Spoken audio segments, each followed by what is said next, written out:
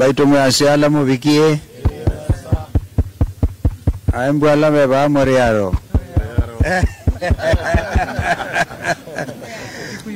Santa Kikuyu moriega. Kwa nini toe kofia? No. Sorry, this one has to stay. Hii sasa jaribu kae nayo. Because today I have come to mourn my late brother, Raila Amolo Odinga, with whom we went to the trenches to give this country a good, reputable, respectable, democratically oriented nation. The type of nation that young Kenyans have been looking forward to, and in fact have literally agitated. So I'm dressed this way literally to remember that I'm going to honor the father of Maandamano.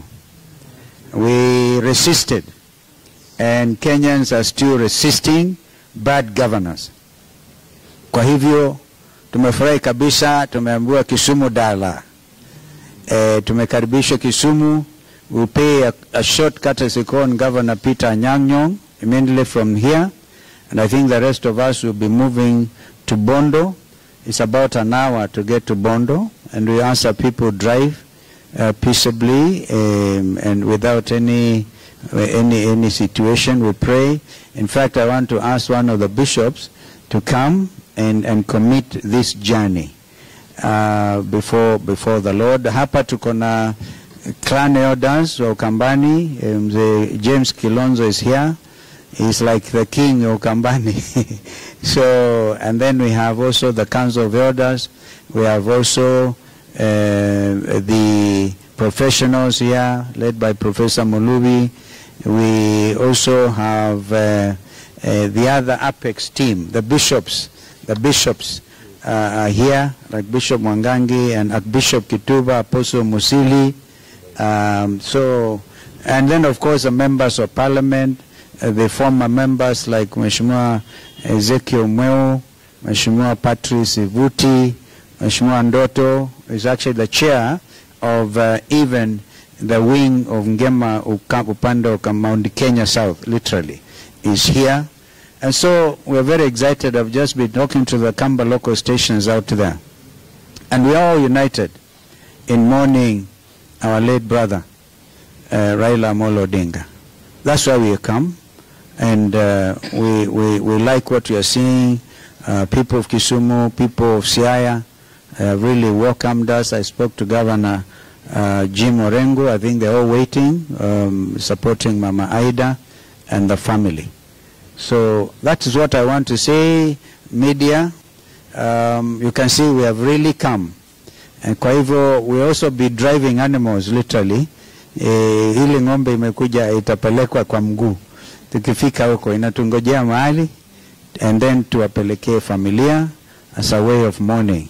We have our Secretary General Shekila Abdallah there. We have also Ambassador Faye. It's literally all the friends of Raila who are here, including Wakili Njiru and Mheshimiwa Sisili Kariuki here, former CS. Mukunji is actually the chair. A member for Manyata is the chair of young parliamentarians. If you remember, he was incarcerated wrongly and charged under Prevention of Terrorism Act. We are happy he's here with us, and many others who have come. The only clarification, United Opposition, no, we are here to also represent them.